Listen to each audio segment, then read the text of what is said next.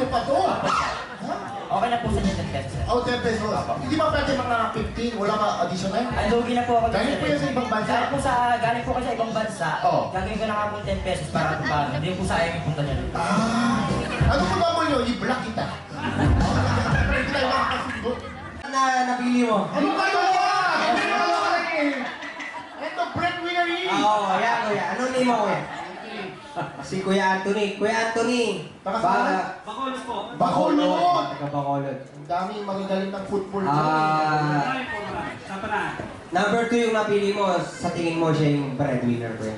Oo, kasi nakita ko kung paano siya ano ng customer, at saka mag-usap, at saka mag-deliver ng ng Pagkain? hindi.